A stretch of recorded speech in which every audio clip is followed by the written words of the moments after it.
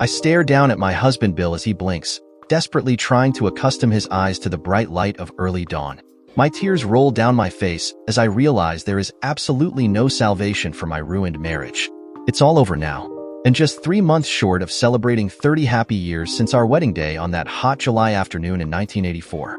I sniff and wipe the back of my hand across my treacherous cheeks. What a mess. Caught cheating with a French cuisine teacher, who Bill hospitalized last night in his fury. Later, luckily, I found Bill unconscious after he'd overdosed on aspirin and alcohol, and think I saved his life. I had tied him up to his bedposts while he was still completely out of it, asleep. Incredibly, despite him now being awake and fully cognizant of my perfidious behavior, it occurs to me that even while we are both aware that I have completely screwed our marriage up. So, I think, if this is the end for us, why not simply enjoy my final farewell sex? It was high fives all around as the deal was signed. Well done, young man. Keith slapped Bill on the back. Let's shut up shop and go get pissed. You're the boss, Keith, concurred Bill, who didn't think he would be able to scrub the smile off his face for a month. This was definitely the best workday of his life. Only his wedding night, 29 3/4 years earlier, came anywhere near topping this joyous feeling. Bill wished he could share this personal triumph with his wife, but while he was busy working on his company's annual week-long stand at the exhibition center in Birmingham, Allison was on a recreational cookery course in Nice, down on the famous French Riviera. It was the biggest contract that Bill had ever managed to sign at the National Exhibition Center. That night the team celebrated in style. Bill inherited a thick head and a mouthful of furry tongue as he stumbled down to breakfast at 7 the next morning. He punched out a couple of aspirins from a bubble pack he carried in his suit pocket and swallowed them with a draft of chilled orange juice. Only now, in the cold light of day on this fine spring morning, was the sales result finally sinking into his hungover mind. Not only was his bonus check in 2 months' time going to be a record one for him, Bill knew he was way out in front in the running for Salesman of the Year, an accolade that he could only dream of in the 16 years he had slaved away selling machinery for Sparco Engineering. It went without saying that Bill was the hardest working and steadiest by far of the sales team, with a dependable above-average rate of return. However, average and below salesmen didn't last long in the company, and he'd had a few lows in his career and even fewer highs. However, Bill was usually the first salesman in the office most mornings, and the last to tear himself away in the evening. There was no more conscientious salesman, and, at long last, it looked like his efforts were paying dividends. Bill's customer, Caledonian Consortium, had hinted their possible expansion plans to Bill in recent months, and speculative specifications and quotations had flown back and forth in wildly varying combinations of possible requirements. Bill had put in long hours gathering together the proposals and working through into long nights negotiating prices and schedules between the two companies. It had seemed a never-ending process, and it was still a shock to Bill that Caledonian chose the first day of the national exhibition to announce to the eager press their plans for complete refurbishment of their enlarged Glasgow factory, using Sparco's latest production machinery. No one would have been surprised that Bill was the first of the 6-strong exhibition team to make it down for breakfast that Tuesday morning. We have already noted had he possessed the strongest work ethic instilled by his Scottish engineering father, and was the most mature and therefore responsible member of the sales team by far. Despite his success, all who knew him understood he would be ready and willing to put every effort into the rest of the week for the team. Bill had time to reflect, too, that he would be 55 on Wednesday. Blimey, it occurred to him, that's tomorrow. Damn, that meant he wouldn't in all truthfulness be able to say he was early 50s anymore. Mid-50s just sounded depressingly so much older than he felt. And he wouldn't be able to celebrate his birthday with his wife Allison, either, which he had become used to doing for the last 4 years. He sniffed. Ollie hadn't even included a birthday card in his luggage, like she had made a point to do all those other years he was away on this day. He realized that they hadn't really been connecting the last couple of months. He had been obsessed maintaining this important and lately overactive Scottish account, while she had been occupied with her various courses. He knew there was cookery, keep fit, hot yoga, and lots of other stuff she was involved with that he honestly couldn't remember. Bill was halfway through his full English breakfast by the time the next colleague was up and about.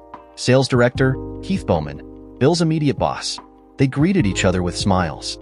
Bill liked and respected Keith, who had been his boss since day one and always treated him fairly.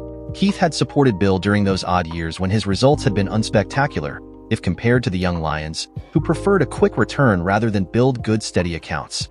"How are you this morning, young man?" Keith cheerfully asked as he sat down next to Bill at the dining table.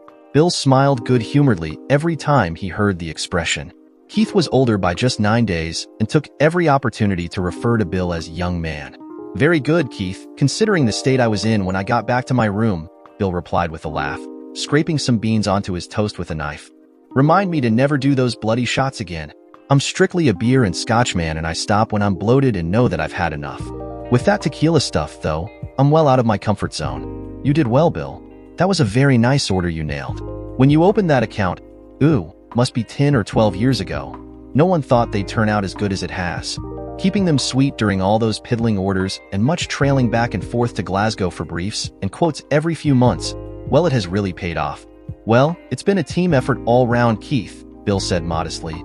Couldn't have done it without the support of the rest of the team and the competitive pricing agreed by the board. Well, young man, good job the other directors, and I don't believe all that spreading the glory bollocks you're spouting. Keith grinned. I know that you've been prepared to slog through your birthday every year at these blasted shindigs. And I've noticed, even though you've tried to disguise it, that you've been moping around since you arrived on Sunday. I know it's not the same without your Allison here with you, as you've become accustomed to. Been that noticeable, huh? Bill asked, pensively, swiping the last piece of sausage around his plate to soak up the remnants of his fried egg. No, not at all, Bill. You are my most professional salesman. The only one I never have to worry about, always giving at least 100%. Thanks, Keith. I really appreciate you saying that. Bill, the rest of the board appreciate that very fine order too, Keith continued, sucking in a deep breath. So, last night as a man we decided to let you off the hook for the rest of the week. What? Bill stuttered. Keith held up his hand. We have a plane ticket waiting for you at the international airport, flying out late morning today to take you over to Nice, Bill, and we have booked one of the penthouse suites at Allison's hotel for the rest of this week right through to next Wednesday morning. Really? Bill almost choked on his toast and marmalade and needed to slurp some scalding tea to wash it down. That would explain the tears in his eyes. You heard me, young man. And none of this bonus break is coming out of your holiday entitlement. You deserve this little reward. So, Bill, finish up your breakfast, get your shit packed up sharpish and bugger off out of here. I don't want to see you in the office until Monday week, all right? And give your Allison one for me, won't you, young man? Keith laughed as he slapped his choking friend on the back. Bill Jones has been happily married for 29 years. Attractive Allison Jones, at 51, is just over 3 years younger than Bill. A stay-at-home mother, she has always kept herself trim and beautiful by finding time from her homemaking duties to visit the gym twice and more recently hot yoga classes once weekly. In the 5 years since the youngest of their 3 children left home, Allison has been filling up the time she found on her hands by taking regular daytime or evening vocational courses. The results of her cookery classes livened up their evening meals, adding to Bill's expanding waistline, and the evidence of her pottery, artwork, and tapestries adorned the walls of their now near-empty nest. For the previous 4 years, Allison had accompanied Bill to the exhibition center during the spring half-term break rather than stay at home alone, no longer having the kids for company.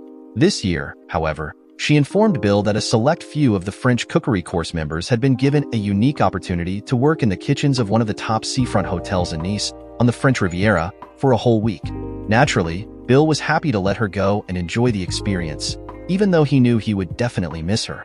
While some of the unaccompanied married men who attended the exhibition looked forward to lads' late nights out, and a few used the opportunity to fool around with available ladies, Bill was a homebody at heart and always remained true to his marriage vows. One drawback of the nice hotel kitchen arrangement, Allison had informed him, was that the cuisine classwork for the 6 days would be hyper-intensive, working every lunch and evening, including prep before lunch, with clear-up between meals and at the end of the evening meals session. The students were getting a real taste of the frenetic life in a top-class French kitchen, while the hotel got the benefit of their cheap labor for the week. Only students who had reached a minimum high standard were permitted to go. Allison pointed out that it was an honor to be invited. She was the only one from her local community college going. The rest of the students were from other colleges all over the country. This intense workload would make direct contact between Bill and Allison well nigh impossible. He was working hard at the exhibition all day, with early to bed, early to rise. She would be late to bed and late to rise. Therefore, they were only going to be able to exchange brief text messages each day, with replies delayed by up to a dozen hours, but they were prepared to accept that. It was only for a week, and Bill had been away alone for a week at a time on many occasions before the accompanied treats of recent years. With the exhibition having started so well, and that huge contract signed on the Monday morning, Bill was clearly in buoyant mood. with Bill's boss, Keith, recognizing Bill's frustrations and persuading the rest of the board to send him off to France at the company's expense, was a dream come true. The booking included return fares for Allison and Bill on the following Wednesday afternoon.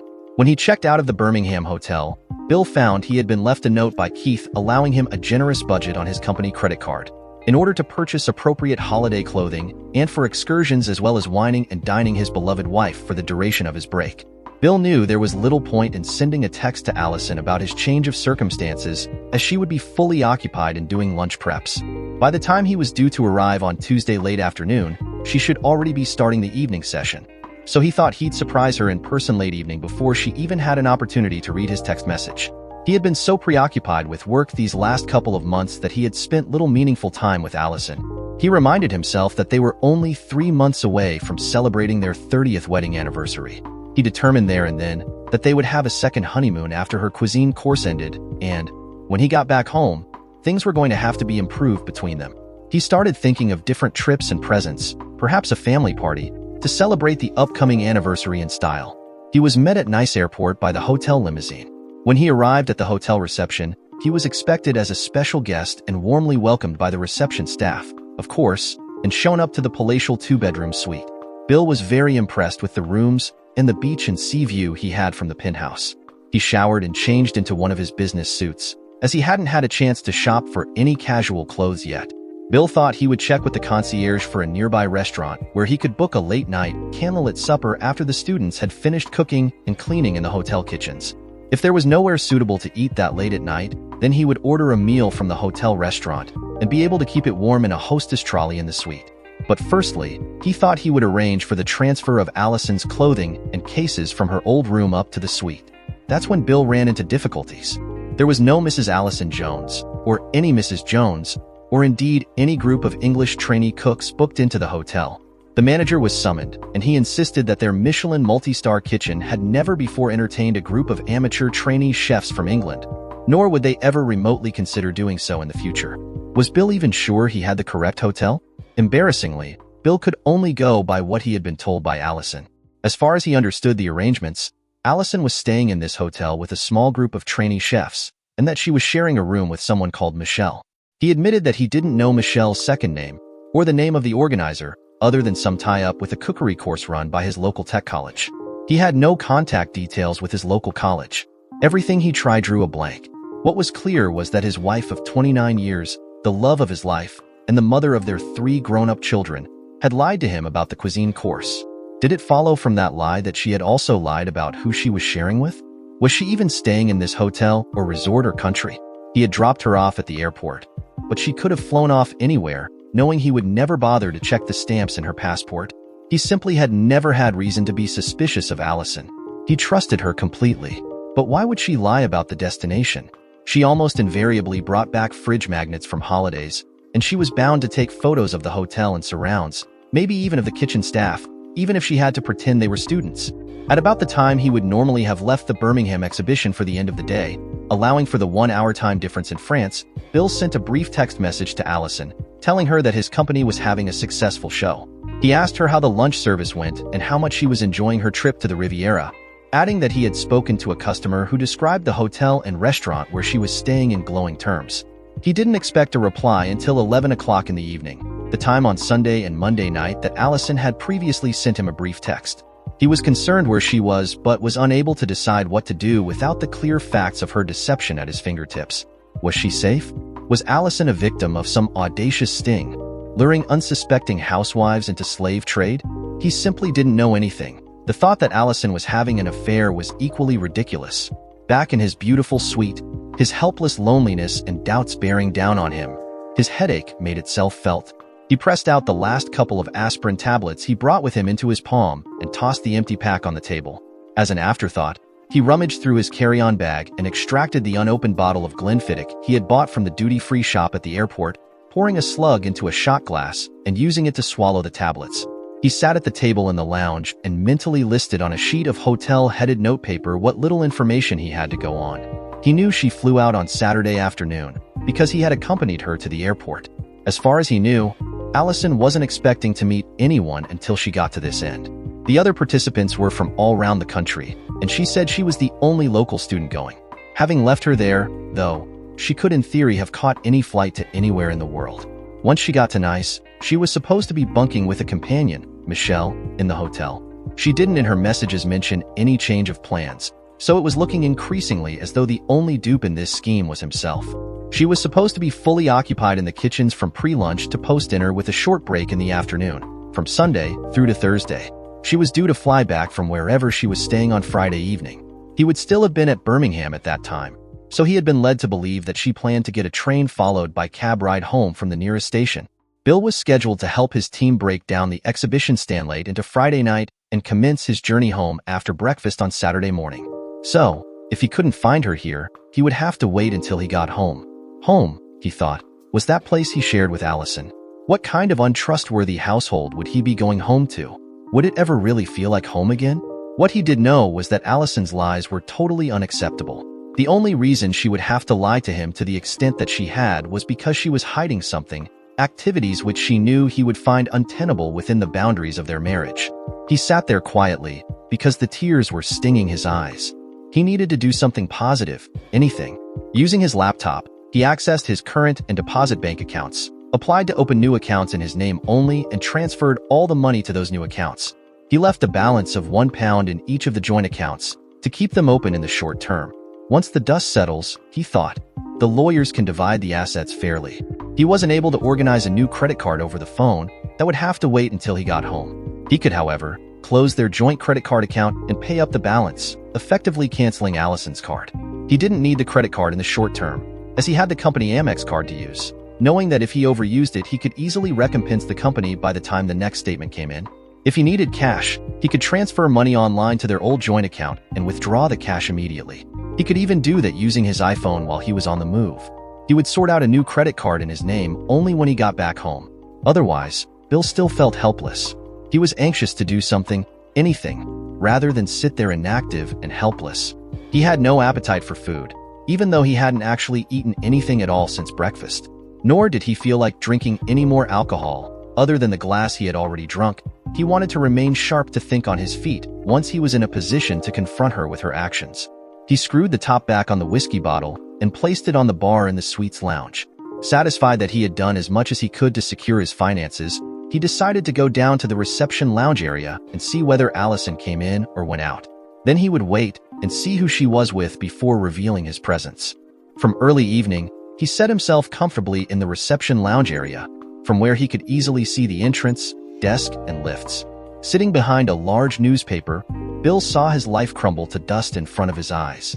There she was, his wife of nearly 30 years, walking out of the lift on the arm of a tall, distinguished-looking, slightly older man, maybe in his late 50s, early 60s, Bill estimated, with incongruously dark black hair without a trace of gray. The couple continued through the lounge and into the restaurant. Allison didn't see Bill behind his newspaper, but then she probably wouldn't have noticed him if he stood on a chair in a pink mankini, waving his arms about. They were laughing and conversing, their smiling eyes focused only on each other. The man was wearing a smart suit, while she wore her hair up, in her sexy black cocktail dress and shiny high-heeled shoes that she once used to wear for Bill, and her face was made up to kill. Following up behind the couple, Bill heavily tipped the maitre d' hotel to find the indicated gentleman's room number. Tipping the receptionist, Bill was then able to find out that their room was booked in the names of M. and MDE Marcel Bruton. An extra unfolded multi-euro note obtained a photocopy of Marcel Bruton's passport printed out from their file. Bill walked out of the hotel, round to the window of the restaurant, and peered through, where he could clearly see his wife, dining by candlelight at a romantic table for two. Just the thing he had tried to book for her earlier, in order to celebrate his birthday, coming up after midnight. Bill sent her another text at that point, saying, letting me go early. May pick you up at airport Friday night. Bill saw Allison pick up her mobile phone, while engaged in mid-conversation with her lover, glanced to check the caller was her husband and return it to her bag without reading the message. Bill noticed she wore both her wedding and engagement rings on her left ring finger, as well as an eternity ring which had once been his late grandmother's ring, on the ring finger of her right hand. She was proud to have received that fancy bauble, which dwarfed his engagement ring, in his grandmother's just 5 years ago, and she usually only wore it whenever Bill and Allison went somewhere special as a couple. For Bill, this was a further damning cheating of not only him but his family by his cheating wife.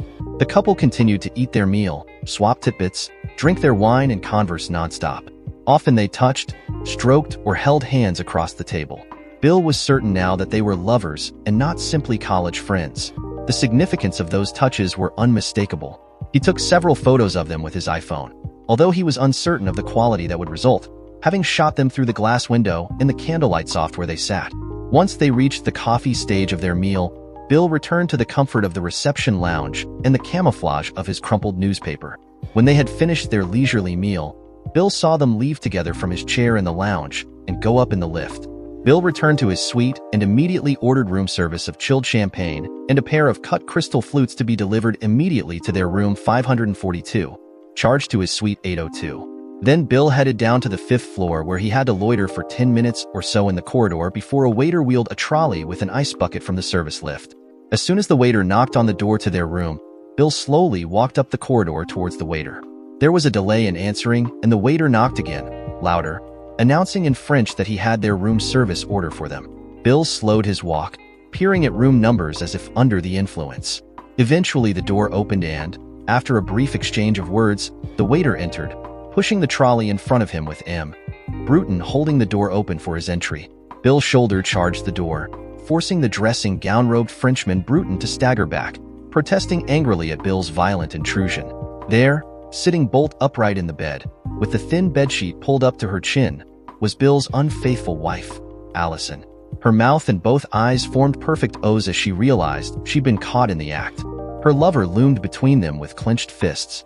Bill stepped forward without hesitation, stamping down hard on his rival's bare foot, following the movement with a devastating right uppercut, putting every ounce of effort and body weight he could muster into the blow, knocking his taller rival to the floor, where he lay prone, his face a bloody mess. Allison screamed, short and sharp. Bill turned his gaze to his stunned wife. He was amazed at how calm his voice was, even though every nerve end in his body was sending off alarm bells. "Looks like your alibi is busted, Allison, and so is our marriage." Meanwhile, Allison, "I could make a statement here and now, using the excuses that I didn't know what I was doing, or that my cheating on Bill wouldn't hurt him as long as he didn't actually know about it. I could protest my innocence with either of those excuses, but, in truth, I would be lying. I did set out to have a short secret affair, not necessarily to rub my husband's nose in it for not treating me as I had come to expect, but desired to keep the affair on the quiet. I didn't want him to know or have this little episode affect our marriage. In short, I hoped to get clean away with it. I knew exactly what I wanted. It was simple, just a little bit of fun, that's all. I wanted an opportunity to be desired, courted, and seduced, to be the center of some man's undivided attention for a while. I wanted something brief but special, something that I could have happy memories to recall when I grew old and comfortable, as I settled into maturity. I certainly didn't want to lose my husband over it, or my home, my relationship with my children, upset my parents, or lose the respect of those I really cared about. I clearly didn't fancy the ignominy of having to face my family and friends with the shame of being caught out as a cheating 304. Oh yes, I knew what I had really become at the outset, a compulsive liar. I was a sneaky, furtive little cheat, as rotten and worthless as earth soil trash. I made myself into a 304, a scrubber, whatever derogatory term you want to call me. I was a willful woman, willing to risk giving up everything I loved and had worked so hard for, in exchange for few nights of passion with a man I didn't even like, one that I could not possibly love in a million years of trying. My seducer Marcel is just as low a heel as I am. He has never said that he's still married, and he gave all his cuisine class, that he took as community college evening course tutor, the distinct impression of being predatorily single. I sensed early on, though, that for him there was someone permanent at home, a woman that he was playing around on. No matter, I wasn't looking for a lasting relationship, just a short fling. So I didn't care that he might have just as much to lose by his cheating as I did. If anything, the competition with an unknown rival only added to the sense of adventure. I also knew, during the very first lesson in basic French cuisine held at the local community college, that tutor Marcel Bruton was no professional chef. It was only a 12-week basic course, but honestly, he cracked eggs like he only did a couple a week for his Sunday breakfast. I didn't even find him particularly handsome or attractive either. He was tall, granted, 6'1" or so, 2 or 3 inches taller than Bill.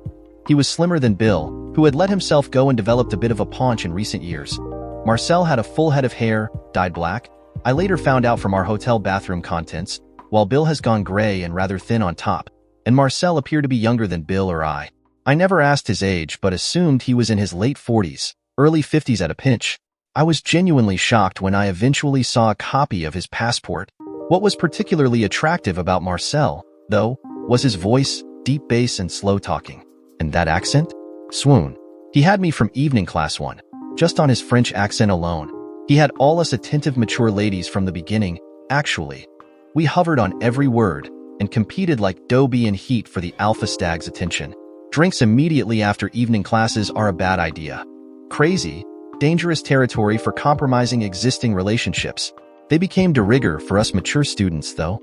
All the girls wanted to continue the evening past the 9 o'clock finish, and Marcel was more than willing to join us all for an evening cocktail or 3. We were buying, we were competitive, us girls, and eventually I won him. Mind you, I'm sure at least a couple of the other girls got to him before he let me in, though, but no one was telling.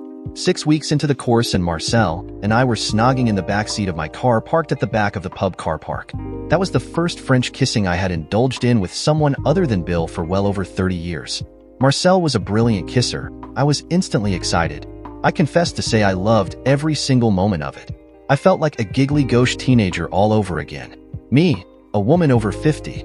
We escalated our intimacy quickly after that, and 2 weeks later he was screwing the shit out of me in the back of my car. Bill was usually fast asleep by the time I got home after the cookery class. He always needed a full solid 7 hours a night, having to get up early to, as he would say, beat the traffic during the rush hour. If Bill had been awake that first night, could I have faced him, knowing I had spent an hour of heavy petting with a stranger? The first night I screwed Marcel, Bill was in the middle of a 3-day trip to Glasgow. He had asked me to go with him, but I couldn't miss my cookery class, I said. Well, I couldn't, could I? Would I have screwed Marcel in the back of my car that Wednesday night if I was aware Bill had been at home to welcome me? No, I don't think so. As it was, I had until the Friday night to convince myself that having extramarital sex wasn't all my fault. I brought another man into my life and could pass most of my guilt on to Bill not being there for me. What was wrong with Bill as a husband that made me do this despicable act of cheating? Nothing really, other than my husband was a bit boring. He was a steady, reliable breadwinner, a sure and dependable anchor in our marriage, a great father, but on the other hand was dull as dishwater. Good marriage material was Bill, but he lacked the thrill and excitement that I felt could be provided by a lover. And exciting it certainly was for a while. Bill and I were still good together. We hadn't given up on each other yet. We still made love, not as regularly as we used to, partly because I was out so many evenings and he needed to go to bed so early. The sex when it happened was satisfactory but routine. There were no fireworks between us anymore. After 30 years, it would have been difficult to maintain at the level where we started out. Bill was my only lover in all that time. Having only made love to 2 rather immature boys before Bill came along and, by his natural charm, wormed his way into my heart. Bill always was the sweetest guy imaginable. One thing I could be certain of, Bill would never hurt me.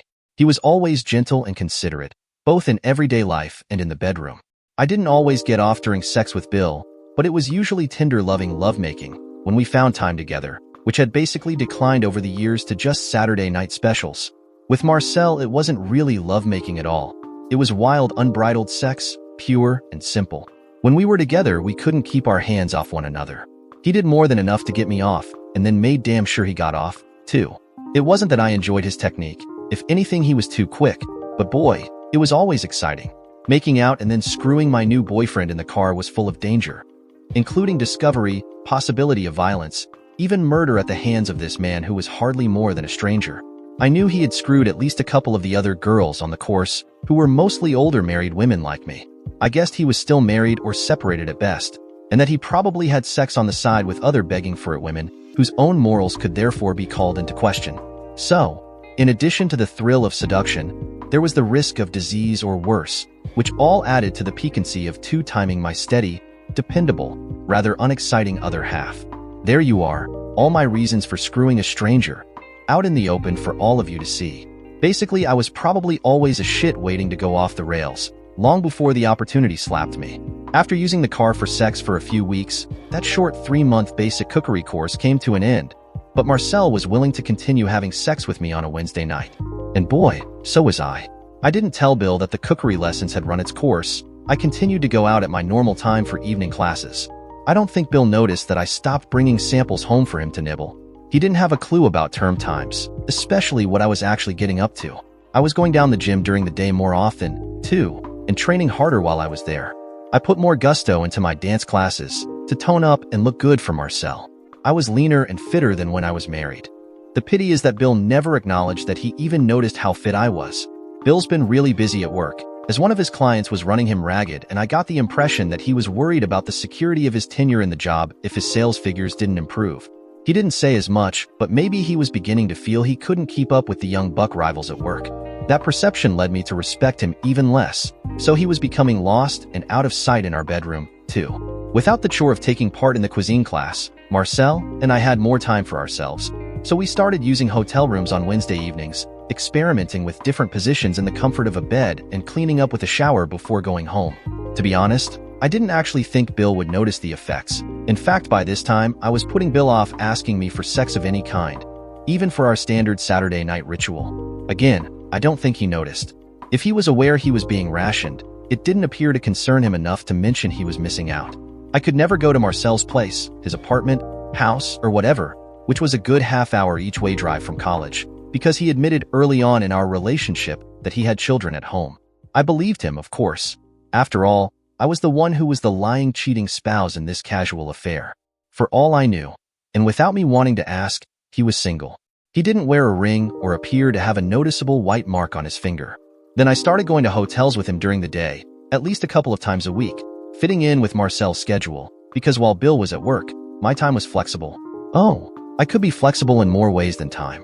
These longer sex sessions were mind-blowing. I was feeling naughty and thought I was so clever that I was getting away with all this fun so easily. It made me think even less of Bill that he was an easy sap to trick. I was heading on a downward slope and hadn't a clue that I was getting involved over my head. I was completely obsessed with having sex with Marcel by now and found I was excited all the time. I found I couldn't make love to Bill anymore. It was guilt, or rather a reverse form of guilt. It felt like I was cheating on my lover if I gave anything of my body to Bill. Strange. I know, but that's how I had started to feel. That was the pattern then, during the winter and early spring until the annual exhibition came around that Bill always attended with his company. It was an essential marketing exercise for selling the industrial machines they manufactured. He'd been working the exhibition stand for 16 years, and I had joined him for the last 4. I actually had fun with him on those trips, only making coffee and keeping people occupied while demonstrations were being set up or waiting for a salesman to become available. Then we'd have pleasant evenings out together. It was enjoyable, and I thought, next year, and the 9 or 10 after that, until Bill retires, I'd make up for missing out this one trip. Marcel heard about the exhibition coming up when I let slip that we'd have to miss our Wednesday night and the daytime sex that week. Marcel countered, pointing out that Bill's week away was a great opportunity for us to have this holiday together in France. Marcel told me he had arranged some organized activities with accommodation for his kids all that week, adding that this was the only time that he could manage to get away, it being school break. He persuaded me, using that sexy voice and his sly grin, that this would be the perfect chance for me. When I started giving Bill my excuses, I really hated myself for wanting to disappoint Bill, letting him face Birmingham alone once more. I could see that disappointment momentarily flash across his face.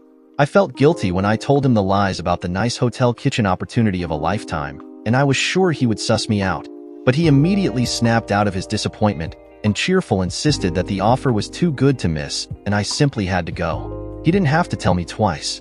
I am ashamed to say now that I was on cloud 9 with relief that he had so positively given me his approval. I was excited beyond belief about all the sex I was going to have, that I clean forgot all about Bill's 55th birthday coming up.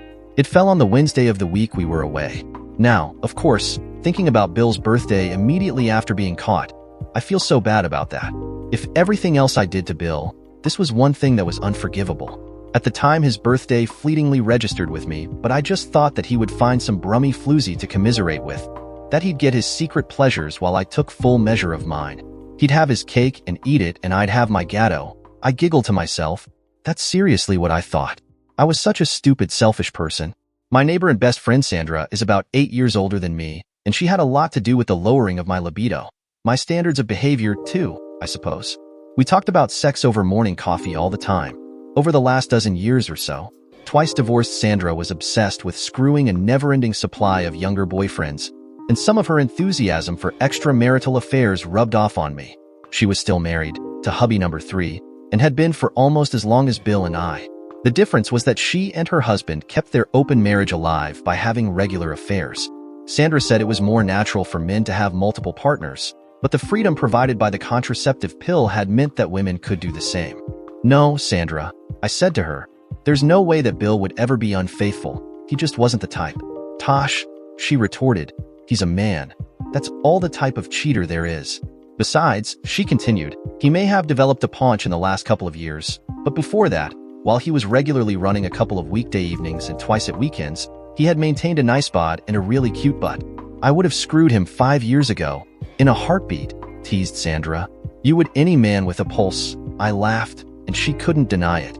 Sandra knew that Bill had to attend this exhibition every year, plus once a quarter he would visit his customers in Scotland for between 2 and 4 days at a time.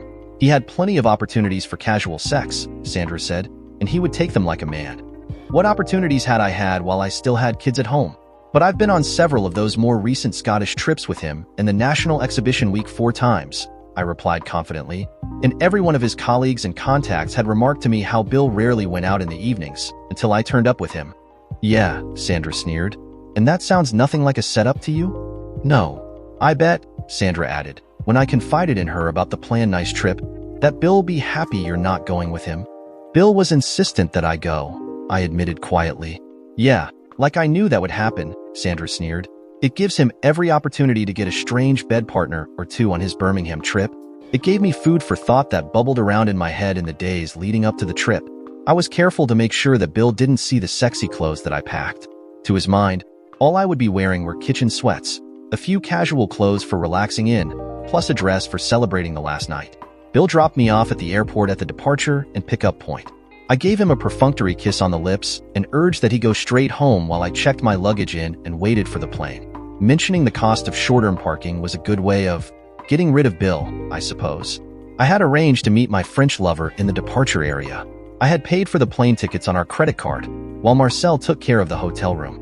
Bill rarely checked the statements, but all he would see would be a charge for flights. I told him that the accommodation was freely provided by the hotel as part of their benefit of our free labor. Stupid, selfish piece of shit, that's what I was. I didn't think that at the time, of course.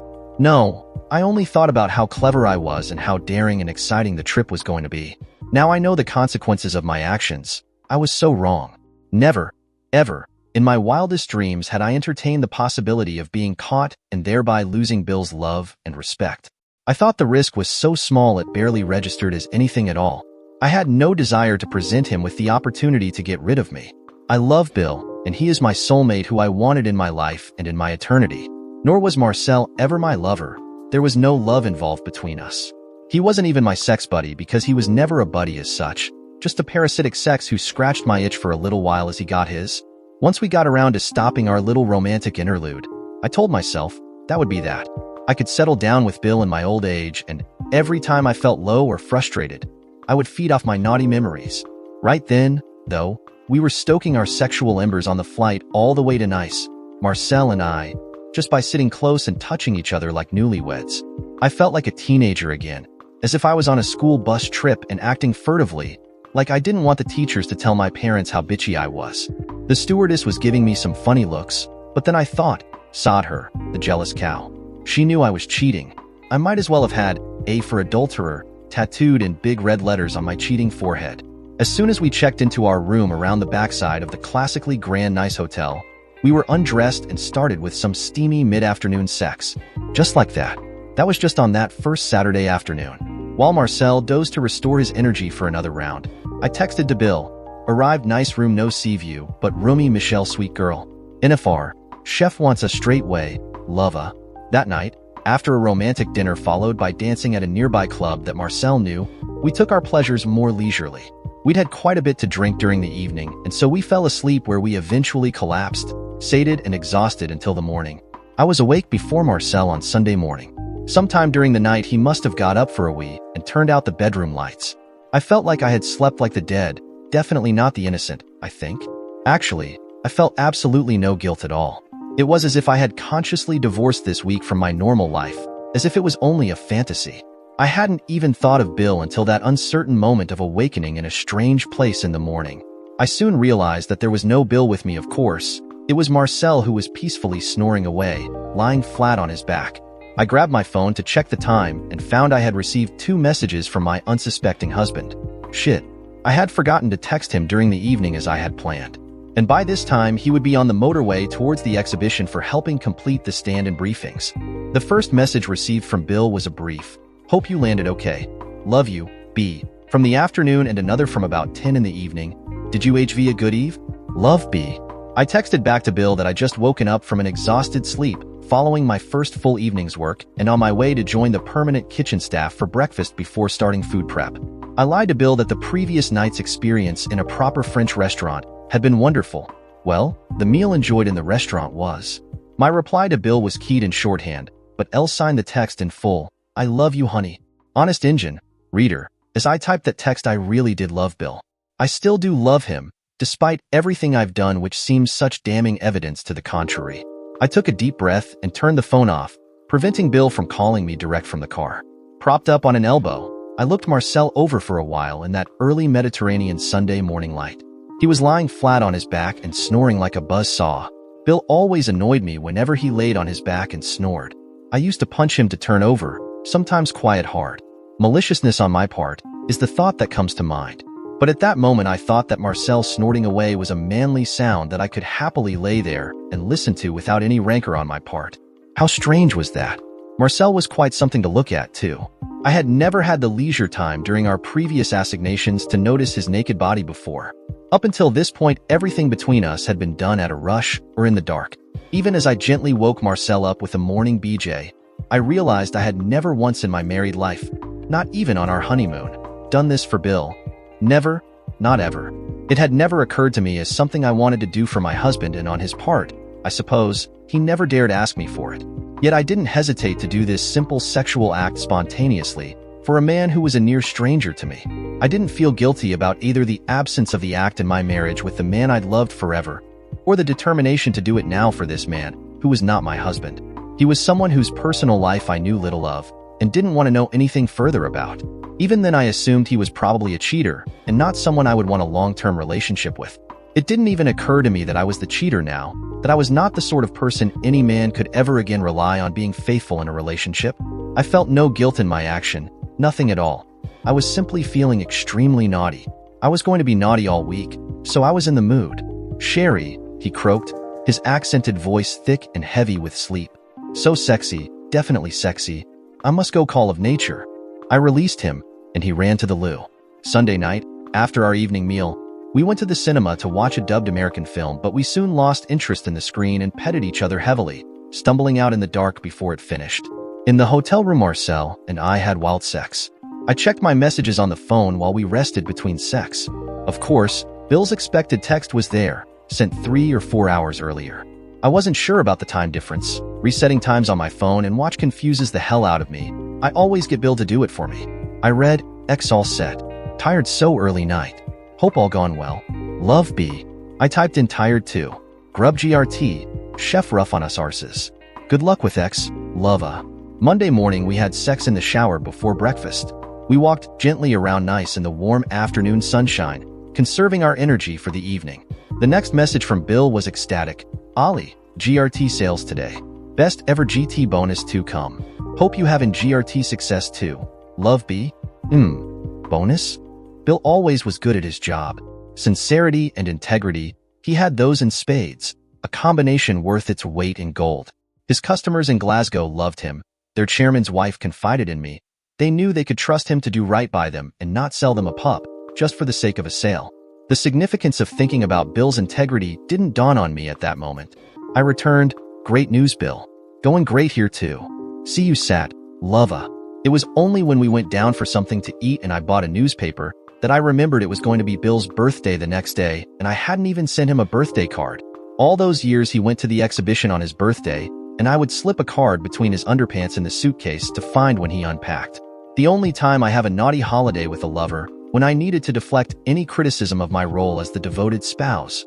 I forgot Bill's birthday completely. I felt like shit. It was too late to send him a message by then, as he believed that I'd have been hard at work in the kitchen, preparing the lunch I was actually about to eat. To keep up the pretense, I delayed and sent him a message in the middle of the afternoon. wishing him a happy birthday for the coming morning, promising to myself that I would make it up to him at the weekend. On Tuesday early evening, Marcel and I enjoyed a romantic tête-à-tête supper in the hotel restaurant. A message arrived on my phone from Bill, but I was busy at dinner basking in Marcel's undivided attention, holding hands, and completely ignored the text. Back in our room, we urgently undressed each other, jumping on the bed and kissing passionately, both consumed by our lust. Marcel said ready for another session, before we were rudely interrupted by an unexpected knock at the door, a waiter announcing the arrival of champagne. "Perhaps it is complimentary?" Marcel suggested with a grin, pulling on his dressing gown, while I pulled the covers up to my chin. I think I assumed that the romantic bugger had ordered it to loosen me up for boogery, and, I guess, he must have thought I had ordered the champagne for us. It was a shock seeing Bill force the door open and knock down Marcel with his fist as if the bigger Frenchman was nothing more than a bag of deflated wind. Bill was both furious with me and, at the same time, looked like he was about to bawl his eyes out. I will never forget that look on his face and the way he took a deep shuddering breath and calmly told me that, having cheated the only man I ever loved, my married life was over. "Looks like your alibi is busted, Allison, and so is our marriage." Now let's hear the story from Bill's perspective. I have gone back up to my grand hotel suite immediately on leaving. There, little love nest, because I have nowhere else to go. But now I am here, I find I cannot relax. I am wound up like a clock spring and still shaking like a leaf. Tense barely describes how I feel. I keep clenching and unclenching my fists without having any feeling in my hands, my legs, my body. I certainly cannot relax enough to sleep. I am far too wired for that. I have no real appetite for food either, even though I haven't eaten anything since breakfast 14 hours or so ago. I am in shock. To see them, Allison in bed, their bed, naked, her lover in his robe, bare-legged and almost certainly naked underneath. God, I could smell her cheating from the end of the bed, her perfume, her excitement. Seeing them fully dressed in the lobby and restaurant, touching like lovers, I could suspend my speculation of the actual state of Allison's affair.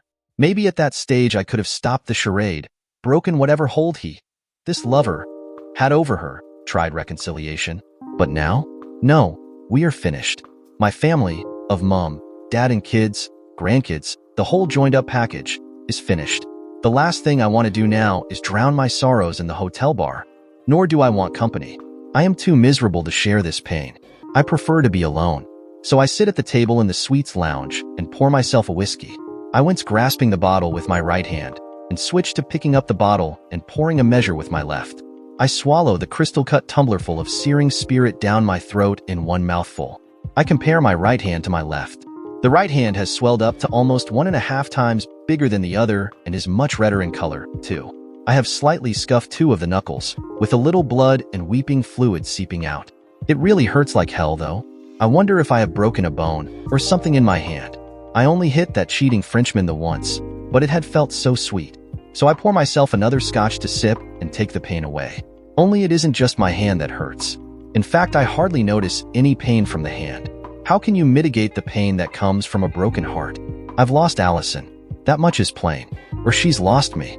Maybe her plan all along was towards replacing me with a new man in her life. What's the difference? The reasons hardly matter now. She's dead and completely gone to me now. I never want to see her again. Quite honestly, I'm afraid of what I might do to her if I do see her at the moment. I am so angry. And disappearing with her are all those joyous little things we were looking forward to sharing together. The marriages of 2 of the kids, the births of their children, the development of our grandchildren. The comfortable retirement we planned for us, visiting all those places we couldn't fit in during our busy working lives. None of that is going to happen, not now. No more family Christmases and birthdays or summer holidays with us all together. There is no family anymore. We will probably have to alternate our holiday arrangements so that our kids' estranged parents can be prevented from the embarrassment and anger of ever meeting up. It means separation and divorce, of course. Allison has never worked from the moment we had our Kelly, so she is entitled to half my pension up to this point. And I will have to pay her keep for at least a couple of years until she gets herself trained up for full-time employment. After then, though, she's on her own. What is the point of me even carrying on working? Saving for her retirement? At the moment of my finest professional triumph, Ollie has completely undermined me. The sweet taste of success has turned into a brimming mouthful of sand. How Allison and I first met comes to mind as I pour myself another drink. It's like my life is over, and the highlights of it are running in front of my eyes before I sink all alone into oblivion. Allison and I got together almost by default, really. I had 3 really good mates in my early 20s. The thought of them now brings a fleeting smile to my lips. We had gone away on holiday together, as just a bunch of mates, for several years in our late teens and early 20s. Then, one year Gordon had fallen head over heels in love with Jennifer, who later became his wife, and he decided he wanted to bring her with us. As a very creditable sweetener to the rest of the boys, Jenny brought along 3 of her friends. Us lads were sleeping in the loft of this cheap guest house, while the girls had 2 slightly grander rooms with sea views on the floor below. All we could see from the loft windows, which were set in the roof, was the sky. The other boys and girls all paired off, leaving me with this girl Allison Ford, both of us too shy to take the lead in our little get-togethers. She was quite a nice-looking girl, Allison, with short brown hair and soft brown eyes, of average height but a little on the chubby side back then. I was just 21 and recently completed my engineering apprenticeship, and she was 18, working in an office as some sort of clerk. We only shared a few similar interests, like music, dancing, and walking, but everything else we were at loggerheads, like politics in particular. But we were able to laugh about and agree to disagree about a whole raft of subjects. She did a lot of sunbathing, which was painful for my sensitive skin, so I preferred to sit in the shade of an umbrella with her, reading a book. Our reading choices differed too. She preferred trashy novels while I indulged almost exclusively in autobiographies. More than anything else, though, that first week of our acquaintance, I found Allison was pleasant company. Mind you, during that week we never managed to get as far as sharing a bed. I think we were the only pair that didn't. We took a lot of long walks while all 3 bedrooms were otherwise occupied with private activities. Kids were more reserved back then, or at least we were, and she was the youngest in our little group. I have been proud ever since that we were the only one of the 4 couples that survived together. I will not be able to boast about that now. At the time we enjoyed our holiday, though, thrown together like we were. So we decided to continue seeing each other at least as friends. Within a few weeks of our return, our friendship became friends with benefits. Eventually, this friendship blossomed into a loving relationship, and within a couple of years we were engaged and saving up to do the whole marriage and buy a place together thing. After marriage, along came our children. Kelly, 28, arrived first, now married to craftsman boat builder Malcolm these last 5 years. Ollie speaks to Kelly more often and for far longer periods than I do, and she confidently expects to hear soon that Kelly will become pregnant with the first of our grandchildren. While feeling happy for Kelly's prospects, I think both Ollie and I have been a little apprehensive about becoming grandparents. Martin, 26, is our next kid. He's in the RAF training as an artificer, and the lucky bugger is still single. He rarely calls or writes, although we do get postcards from all over the world, most of them with barely a dozen words on the back. Our baby Juliet, 24, moved to China at 18 for a couple of years. Now she is back in the UK, but away at uni studying Oriental languages, and wants to move back to China as soon as she finishes her studies. I carefully composed text messages for Kel and Jules, with an email for Marty. I am simply preparing a way of informing them that their mother and I were having some time away from home trying to sort out some marital issues between us, but it was looking likely that we would be going our separate ways at the end of it. Time for accusations and recriminations can be followed up in a day or two. I want to get those messages off before I get too drunk to do them justice. They are the innocent victims in this. I take the time to check the credit card transaction details online and find out that Allison has paid for the plane tickets on our joint card. I guess by that transaction that Bruton is paying for their room. Now, who knew that the credit card company have a manned UK helpline 24/7 and that they have a very nice lady with a rich Scottish accent working the night shift? I didn't know that until now, but me and Marie have a great chat over the phone. Her in her utilitarian office and me in the grandeur of my Riviera penthouse suite.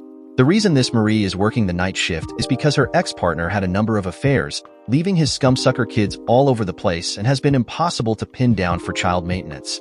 Marie needs the extra income that the unsociable hours shift brings in to bring her son Tyrone up properly, as they were reduced by circumstances to living back with her mom. Not only did Marie cancel the payments for the tickets, fully reimbursing the account due to fraudulent use, she made sure the airline would be informed immediately to ensure the 2 ticket holders would have a nice surprise at Nice Airport when they try to fly home on Friday afternoon. And the next time I was in Edinburgh, if I wanted a hot date with a fun-loving woman who particularly likes being tickled, I had her phone number. The way my marriage was going, I could see me using it a few months down the line. That was the credit card dealt with. Now I think more about this Bruton fellow. He wasn't getting away lightly with just a gentle tap on the chin. I hoped his face had swelled up as much as my fist had. I examined the photocopy of his biometric passport that I bought from the receptionist. I have his name and date of birth, almost 5 years older than me, as I had thought earlier.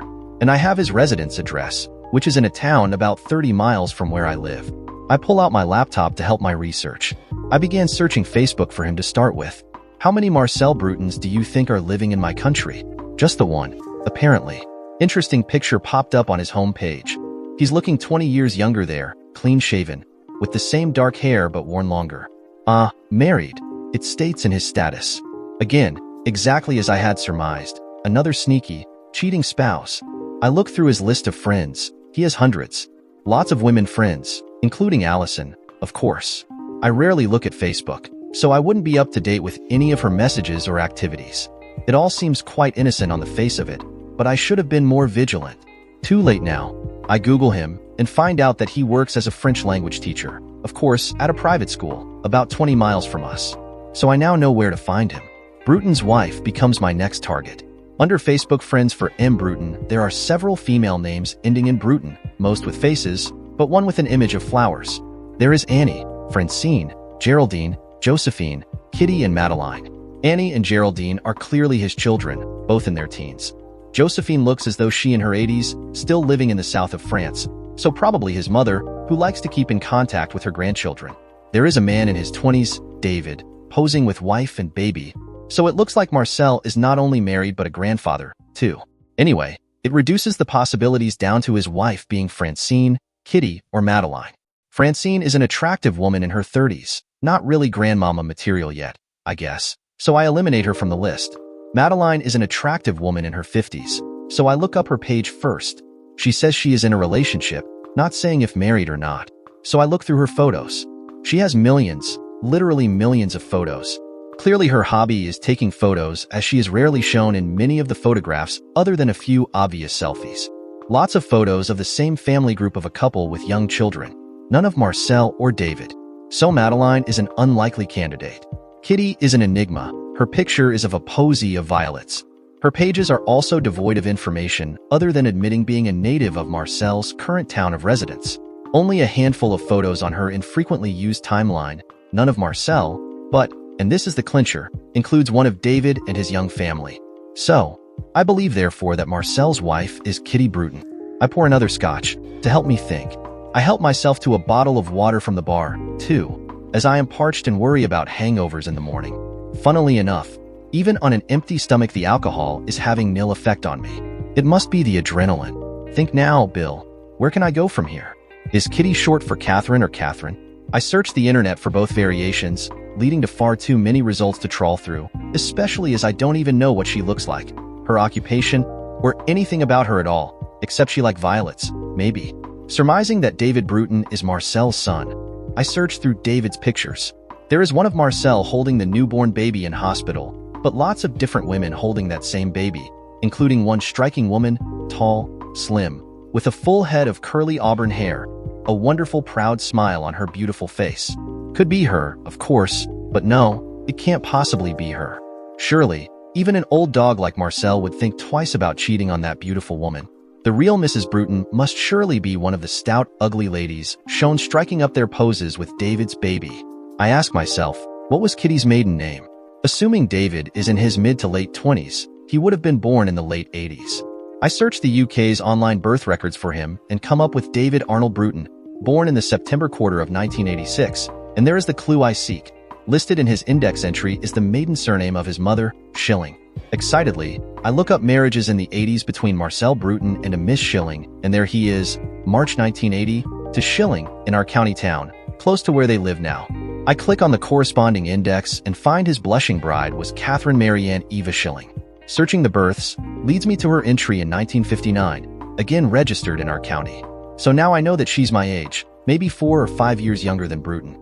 She could still be stout, though. This calls for another drink. A search of the divorce registers comes up blank. However, they could have separated or divorced too recently for it to appear in the registers. Back in the births index, one find the birthdays of Annie and Geraldine, just to complete my notes. Now I search for Miss Schilling on Google. Half a bottle of scotch later, I have a full dossier on one of the foremost family lawyers in the country. 4 family lawyers read divorce lawyers. The mystery why she kept her maiden name professionally emerges because her father is Lord Justice Schilling, a famous judge. When he was a QC, he was head of the chambers that Kitty later joined from law school and is still with. There are loads of news items, pictures, and video clips of the beautiful, brilliant Titian-haired goddess I saw holding her son David's precious bundle on Facebook. Irony doesn't escape me. Either the divorce lawyer has an open marriage, or Bruton is a complete idiot. I incline to think the latter. I shake my head. It must be that Bruton loves Allison. Maybe Kitty is the cheater and Marcel has given up on his wife, rather like I have. Sod it. I determine. I check out my snapshots from the restaurant earlier, on my mobile. I am delighted. They are surprisingly sharp, considering the quality of the light. I bundle them together in an email, including the minimum of text explanation, giving the hotel address, their room number, showing that they are booked in the names of M and MDEM Bruton. I send the emails off to both Lord Justice Schilling and Miss Schilling at their chambers. It takes me 4 different name combinations before Lord Schilling's is sent, but only the second try is successful for the beautiful Miss Schilling. A celebratory snifter's in order, I think. I relax. Finally, I can relax and I feel tired all of a sudden. Once I finish the bottle of Glenfiddich, I start to feel a little drunk, giddy, and enormously depressed all at once. Too tired to shower or even get undressed. I go to the bedroom, lie down and rest. The room spins round. I want to sleep. If I can only stop these dreams, these nightmares. Sleep, deep dreamless sleep, is all I want now. Now let's listen the story from Allison's perspective. I go to the hospital in the ambulance with Marcel. He's concussed and has completely bitten through his tongue as well as lost 4 teeth, 2 up and 2 down I expect, but the doctors do not enlighten me. I gather from what little I can make out from what the doctor is saying, that Marcel has to have an operation to have the tip of his tongue sewn back on. The wine waiter who brought the champagne to the room had the presence of mind to pop the tip of his tongue into the ice bucket, which was handed on to the ambulance crew. At least Marcel didn't swallow it. I think the doctor says he had swallowed a couple of his teeth, but cannot be sure if I understand correctly. I did French at school, but nothing since. Perhaps I should take a course, the thought of which makes me feel worse. The paramedics have big grins on their faces as the hotel doctor explains his thoughts to me with the delivery of a Gatling gun. They all look at me without pity, knowing full well that I have been caught by my husband with my lover. I don't know where to look. This is not me. I tell myself, not really me. I want to be thought of as a loyal wife, because I never wanted Bill to find out. But why am I here and not with my husband? I know in reality that I am exactly what they think I am, a filthy 304. No police are involved in questioning me about the assault, which surprises me. Perhaps the hotel want to keep it quiet. The hotel doctor only stays a minute to hand over his patient to the hospital staff, then leaves. I hang about for 90 minutes or so. The hospital doctor tells me there is no point in my waiting any longer at the hospital as Marcel will not wake up again until the morning. So I go back to the hotel using a cab. Damn, Bill has been so darn quick with his realigning of our finances that he has closed our joint credit card account. Neither my credit card or the bank debit card works, so I have to hand over most of my euro notes to the cabbie for my fare and his tip. Our hotel room is a mess, blood splattered over the sheets, our clothes thrown everywhere. The champagne has gone, I notice. It is just after midnight now, so I quickly pack my belongings in my case and carry-on bag and go down to the reception desk to find out where my husband is staying. If he is not in this hotel, and just came here on the off chance of catching me out, then I am screwed. And you are, madam? Smirks the night desk clerk, following my inquiry of William Jones' room number at the hotel. His wife, Mrs. Allison Jones, I say, handing over my passport, which he carefully compares to my rather red face before consulting his computer screen once more. Certainly, madam. The receptionist is now all politeness. Here is your card key. I will get someone to attend to your baggage. If he recognizes me, and I am sure he does, his face is inscrutable with a painted-on smile. 5 minutes later I am in the living room of Bill's wonderful penthouse suite. The bag boy indicates the bar and kitchen areas, the balcony, where the bathroom and 2 bedrooms are. How can we afford this? Is Bill blowing as much of our money as possible so that there is a whole lot less when the divorce courts eventually split our assets down the middle? God, I hope it doesn't come to that. What do I know about how much of my affair does Bill know? He's not at the exhibition in Birmingham as he should have been since Sunday, so he may have been here almost as long as I have. Has he been spying on me since Saturday or Sunday? Does he think this is a one-night stand, casually meeting a stranger in the hotel bar? Or does he know everything? Has he known since my affair began? Or did I make him suspicious about this trip? It was a stupid thing to do. How did I fool myself into thinking he would never find out? I must find out how much he knows and do whatever damage limitation I can. Then I will be contrite. Offer to do anything to keep us together. Perhaps I can suggest marriage counseling? I tip the bag boy with my last tiny fistful of euros and show him out the door. All the lights are on in the living room, as they were when we entered. Where's Bill? On the dining table is a completely empty bottle of Glenfiddich whiskey, one of his favorite drinks, lying on its side next to a pill strip which is empty. Worried, I run into the main bedroom, finding Bill lying fully dressed, half on the bed, half off and completely unconscious. I desperately shake him by the shoulders, trying to wake him up, even slap him around the face without success. He's breathing, but what pills has he taken as well as having drunk all that whiskey? I run back out to the lounge and check that pill strip. Aspirin, it says. I count 16 empty pill cells. Is that a lethal dose? Is aspirin even dangerous in high doses? At least they are not sleeping pills. But I honestly don't know if 16 aspirin tablets, mixed with alcohol, is deadly, damaging, or not. I notice a salt cellar on the bar in the living room. I empty the contents of the cellar into a glass of water, stirring to mix up a saline solution. Back in the bedroom, I pour as much saline into Bill's mouth as possible and hold his nose so that he has to swallow the mixture. He coughs up his guts, partly into the metal waste paper basket, fetched from by the desk, and partly on his clothes on me, as well as the bedspread on the king-sized bed. All the while this is happening, I am wondering what I should do. Now I notice Bill's bloody, mangled right hand for the first time, and I allow a sob to escape my lips. All my emotions are heightened, and thinking it through quickly, I reach a simple conclusion. I realized that I had felt nothing for Marcel's feelings at the hospital. His facial injuries didn't touch me at all. In the ambulance and while waiting for the doctors to decide what to do, my feelings for Marcel were numb. I had only felt my own selfish pain and shame of discovery. I had barely noticed the effects of Marcel's concussion. Only the fog of isolation and fear of an empty future without my husband still fills my confused mind. Nothing registers on my conscience for the loss of my French lover's teeth. Only the loss of my marriage matters to me acutely. I feel nothing at all for the damage to Marcel's mangled tongue. Only the pain of being wrenched from the love of my life strikes me much more forcibly than Bill's devastating uppercut. But Bill's injured hand does bring tears flooding to my eyes, and the realization that he has tried to kill himself with drugs and alcohol absolutely fills me with dread. This is all my doing. If Bill dies or is handicapped by this attempt, it is all down to me. Now I have concern only for Bill's well-being. He cannot be allowed to suffer or risk permanent damage one moment longer. I will not allow him to die from an overdose caused by my cruelty and selfishness. I feel as though without him I am only a shadow of a person compared to the paragon I married. My children, our children, need him. He is the real solid anchor in their lives. I am easily secondary to the needs of my husband and children. By my sins I have made myself an optional extra, sidelined from my family by my vanity and insecurity. Bill needs me now. He needs me to help to save him, even if it is the very last positive thing I ever do for him. Even if he never knows that I cared enough for him to help save him in his hour of need.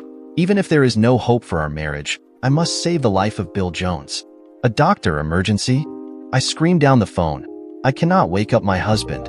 He has swallowed pills and drank a whole bottle of whiskey. He has fallen down too, possibly broken his hand. Aspirin pour K? Oui, aspirin, up to 16 tablets. I don't know exactly how many he has actually swallowed. One moment. The line goes quiet for what seems like an hour. The hotel doctor is on his way, madam. Merci. I gasp, almost collapsing in relief. Wait, I don't know the room number. We do, Madam Jones. The doctor is summoned, ambulance en route, and the night manager is coming up to assist you now. Thank you. Thank you. Merci. I drop the phone by the side of the bed and clutch the comatose Bill to my breast. Hold on, Bill, darling. Just don't leave me. Sweetheart, not now. Meanwhile, Bill, I wake up with a thumping morning wood and a throbbing headache. Or is that the other way round? It's still dark, completely pitch black, in fact. I am lying flat on my back on top of the mattress. Naked. I'm completely naked. No sheets or covers, so I am cool, almost all over cool. I try to touch my head with one hand and check out with the other, but my hands can't move much. I am restrained, tied up at the wrists. And I notice in addition that my right hand feels funny. It is heavily bandaged, and when I feel around with my thumb, I find it really bloody, hurts like hell. I try and think, where am I? One possibility is the Exhibition Center Hotel in Birmingham, where my company have a sales stand selling machine tools for a week. Maybe? Am I back home? What is happening to me? I know it's pitch black and I cannot see a single thing. I have a really bad headache, stomach, sore throat, and some kind of bandage on my head, but that is really only for starters. Various thoughts run through my confused and throbbing head. Have I been set up by my sales colleagues with some professional hooker? I remember I had a great sales result yesterday. Was it?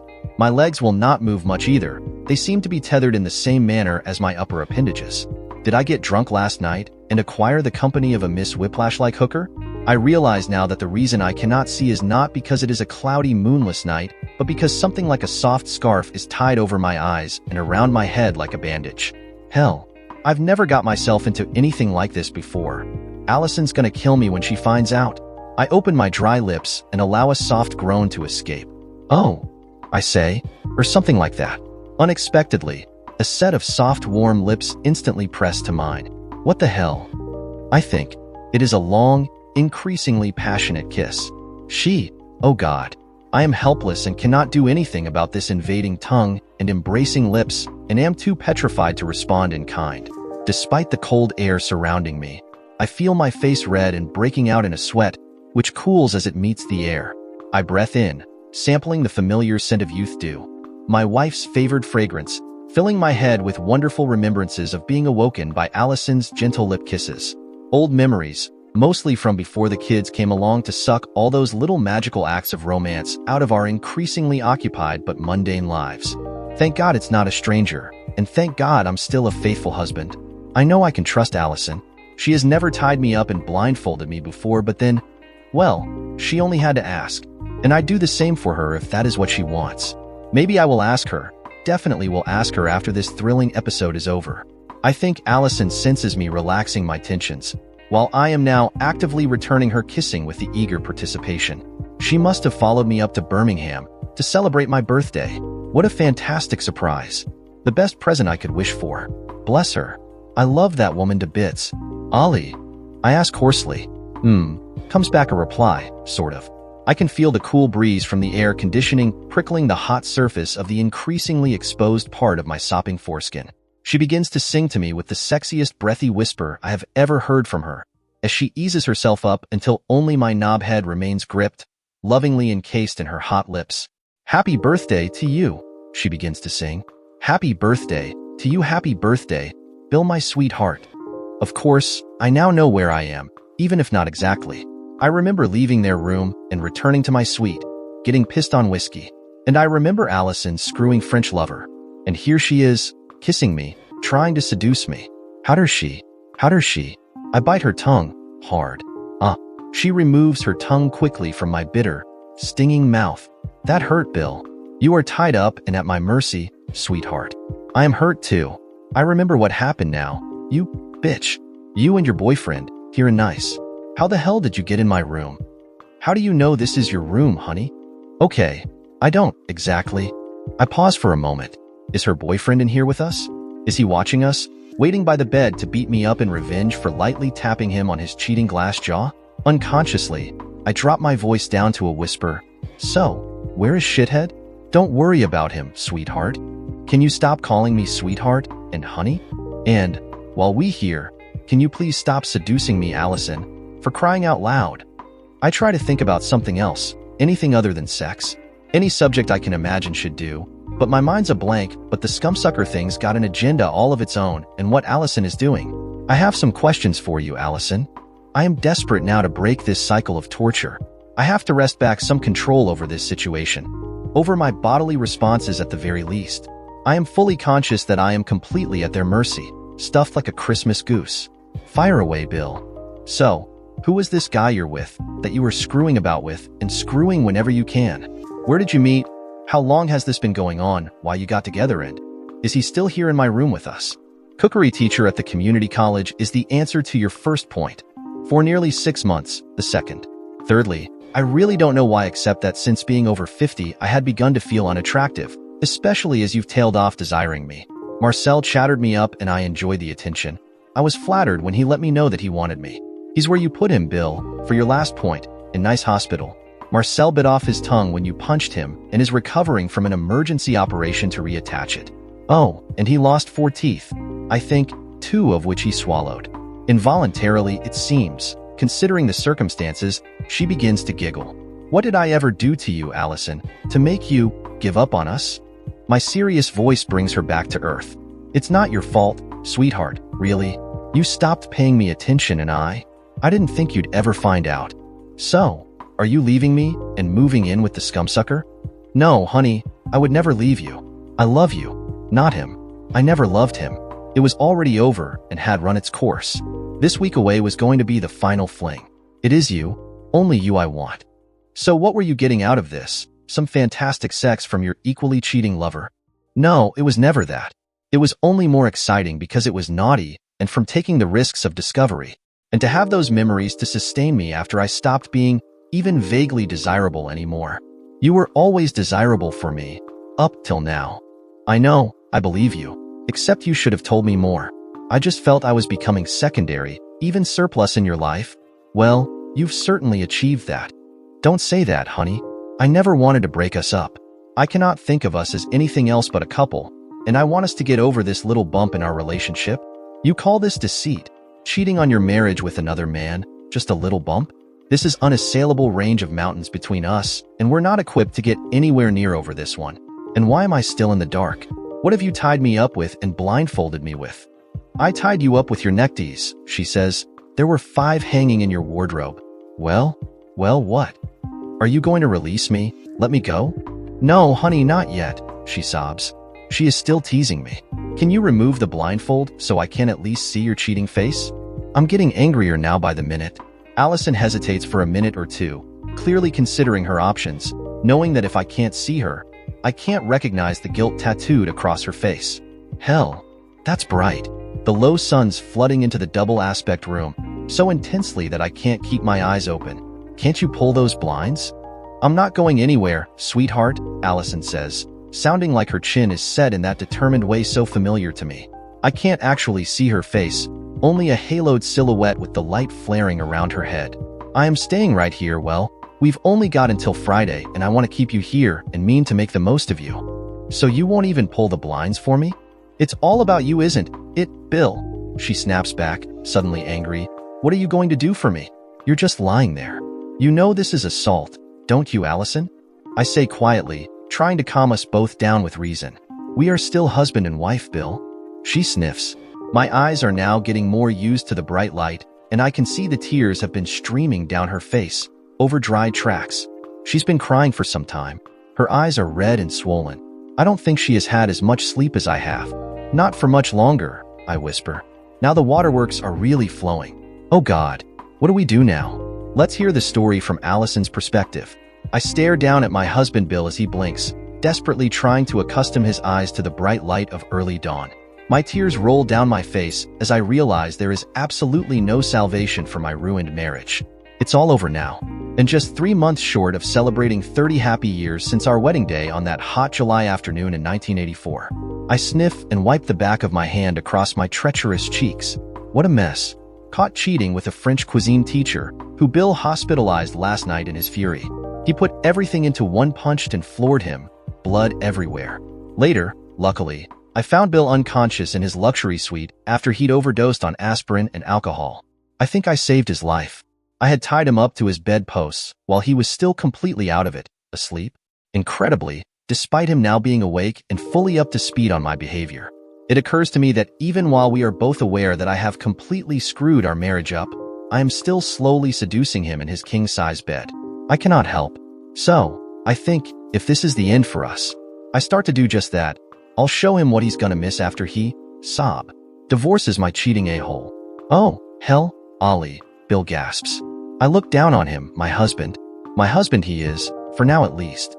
I know he started the divorce process yesterday, canceling my credit cards, emptying our joint bank account, knowing even before catching me in the act that I had become a footnote to his past and no longer figuring significantly in his future. How the hell did we get into this situation? I had been in a panic 6 or 7 hours ago, just after midnight, when I first let myself into Bill's beautiful suite in our Riviera hotel. I found him on this very bed, absolutely dead to the world, half on and half off the bed in his master bedroom.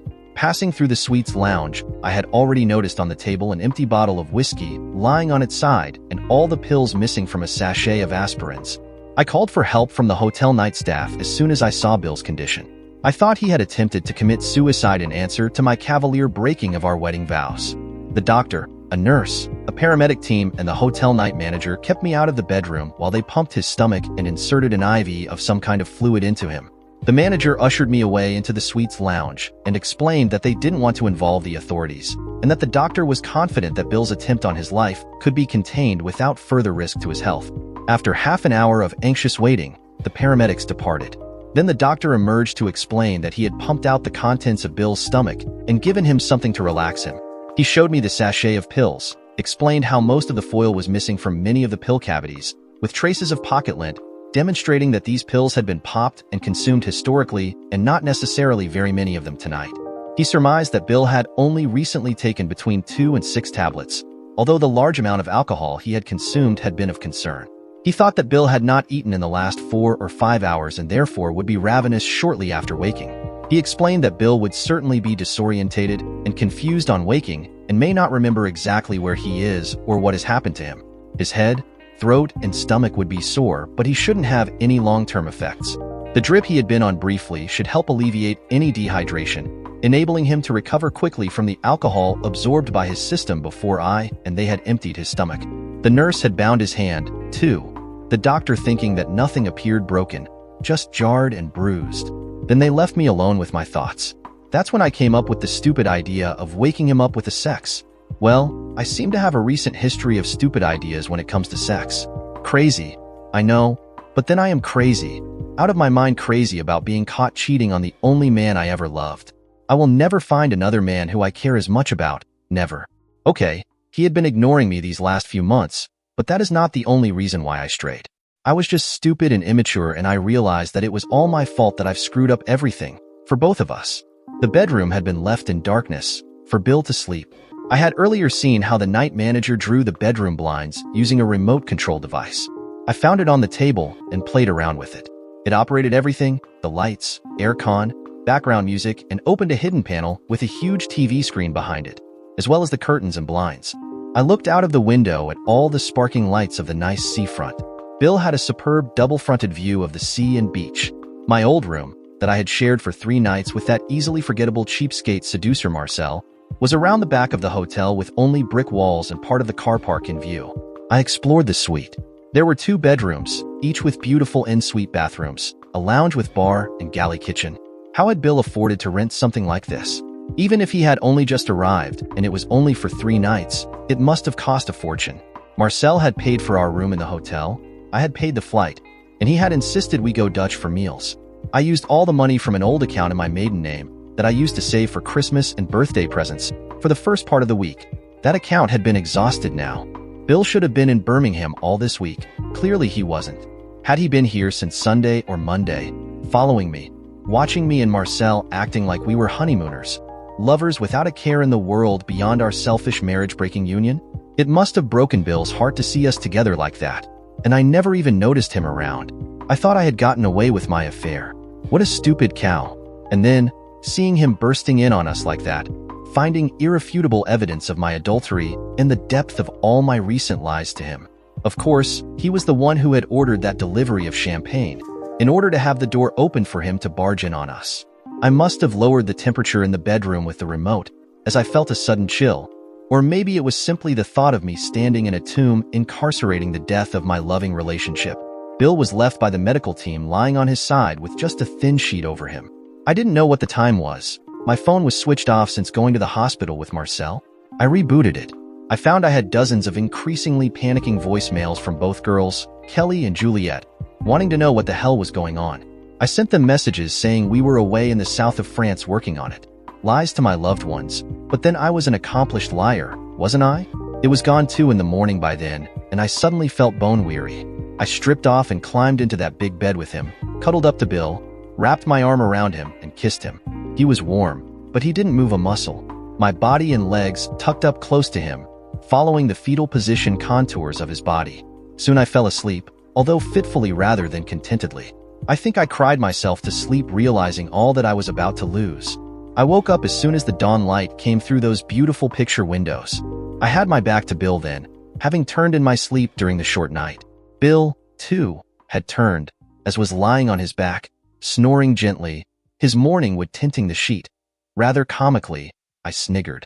I think, for just a moment, I forgot what deep trouble I was in, but then visions flooded through me of Marcel's with the previous morning and Bill's discovery of us last night. The hospital visit and then calling the doctor after finding Bill so distressed. Oh, what a mess I had got us into. I thought to give a gentle kiss to Bill now. That was a really nice way of waking Bill up.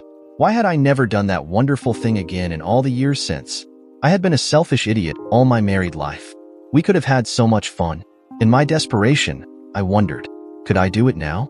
It might be, I thought miserably, the last chance I ever got to do something amazing with my current husband. It was light enough to see without turning the lights on by then. So I got up gently, without disturbing him, and quietly slid open his wardrobe.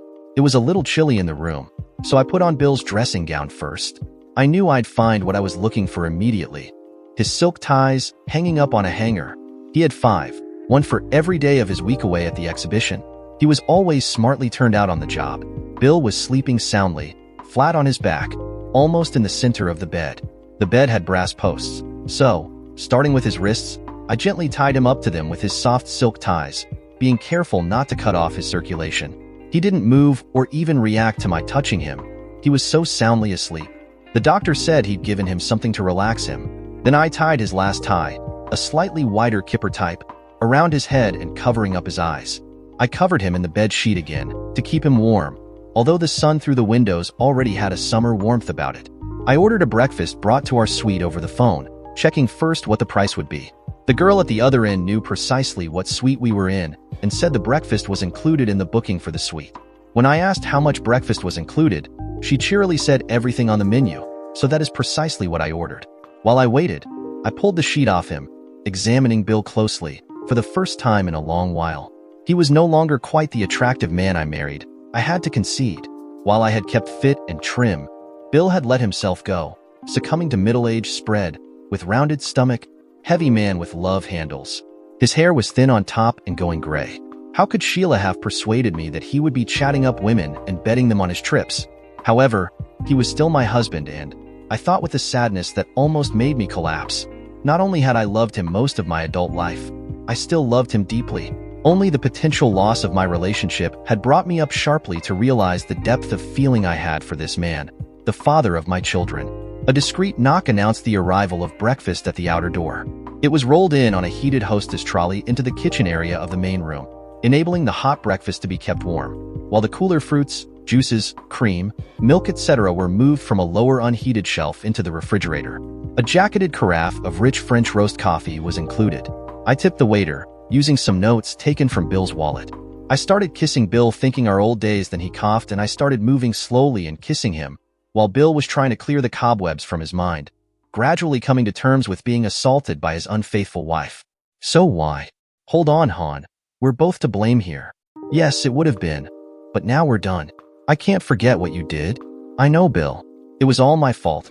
I should have spoken to you about what I wanted, what I needed from you, the man I love, instead of looking for it outside our marriage. I don't support. No, I never did, never would. I know, honey. I always knew, even when Sheila, that bitch, she talked you into this? No, honey, she didn't. Really, she didn't. She may just have sowed seeds of doubt. How could you ever have doubted me, Ollie? I know. I can't help it. The tears well up in my eyes and I cry into his chest, my shoulders heaving. I can't talk. What can I possibly say to the one man I love? I know that we are all over and finished, Bill. Allison sobs.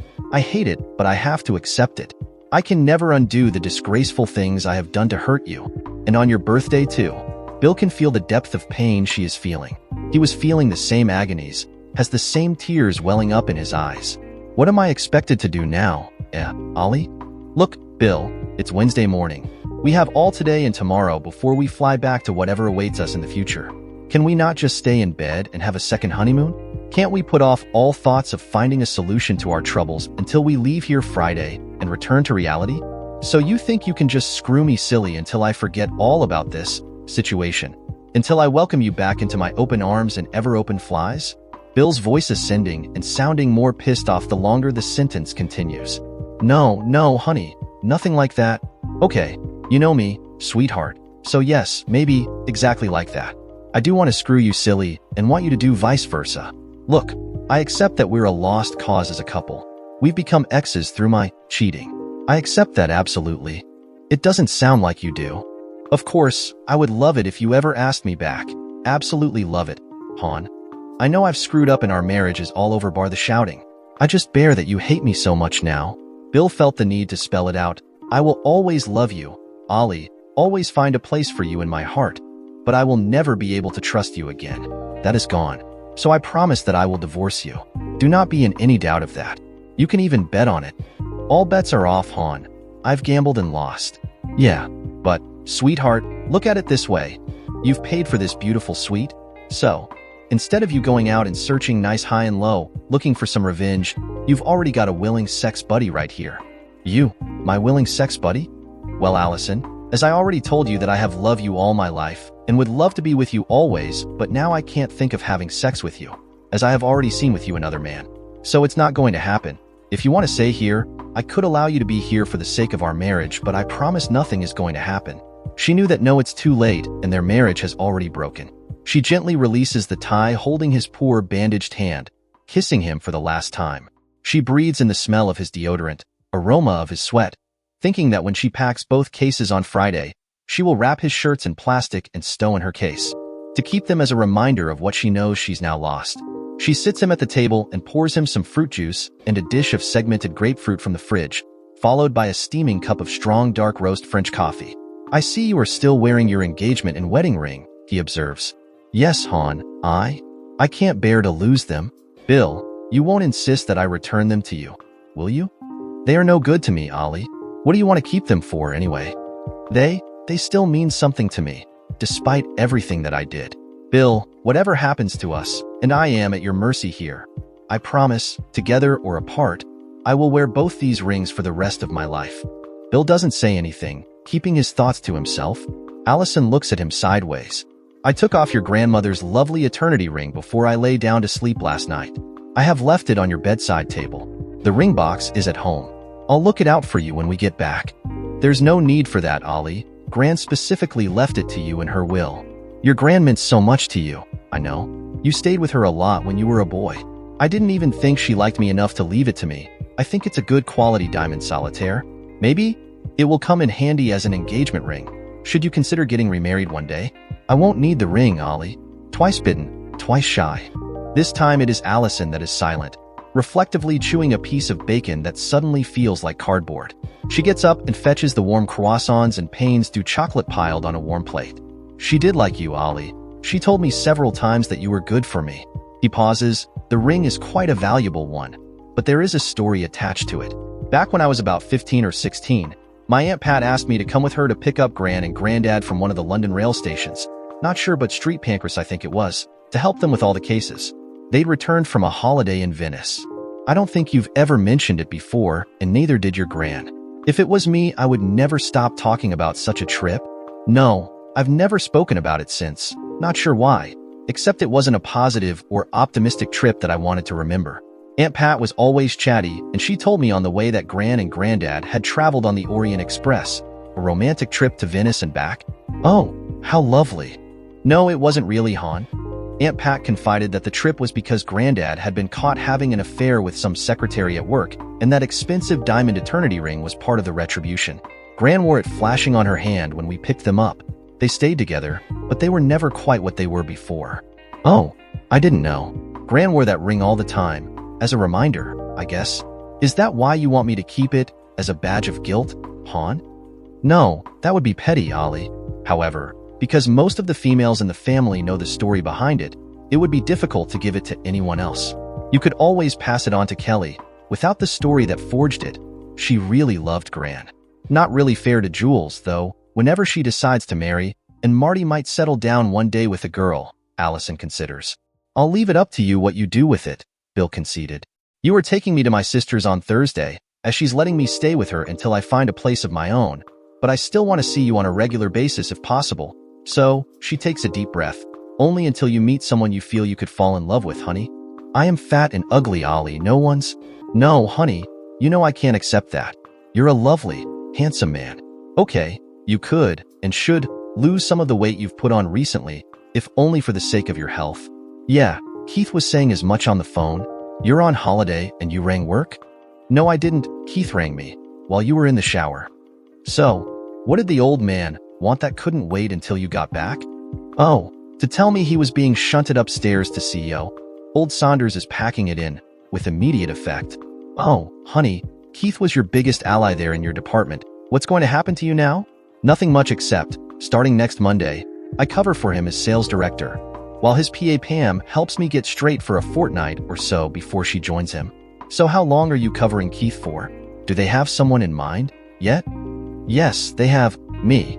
The directors wined and dined the directors of Caledonian last night, who told them the only reason they didn't go shopping abroad for their massive refit was my integrity in ensuring that they went for the most appropriate machinery.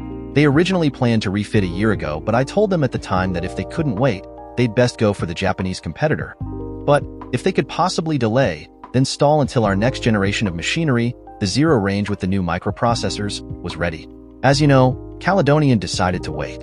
Keith had stood up for me and my methods of investing trust between us and the clients for years.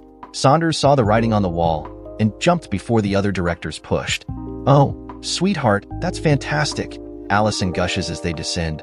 Now, we really do need to get you back in trim. Look, we can run together, share a shower afterwards, get you even more handsome and desirable than you have ever been. And we can do that starting in the gym here at the hotel. Now you're going to be an even better catch. I know that Glinda and Izzy at the office fancy you like mad already. I've seen them eyeing you up at office get-togethers. But Izzy's 20 years younger than me, with 2 school-age children, and she's never given me a hint. You may not have seen the hints, Han, but she wants you, I know. She'll be with you as soon as she hears you've chucked me out, the scheming bitch, she spits. And your promotion's only adding icing on the cake. But until then, as I said earlier, I want to date you, Bill. I'll cook and clean for you weekends. I'd be ready to talk to you anytime. Allison, now you have lost everything. I might forgive you for the sake of our marriage and children, but we can't live together. I have always loved you and will continue doing, till the last day of my life. They exit the lift and walk descending the steps to the pavement. Marcel has a taxi waiting out front of the hotel to take him to the airport. He stands watching, while the driver packs his bags in the boot. As he turns, hearing the sound of their voices, they recognize each other. Oh, Kthiri Alathon, he stutters through his toothless grin. Our flight goeth this afternoon. Bonjour, Marcel, Allison says brightly, flashing her best smile.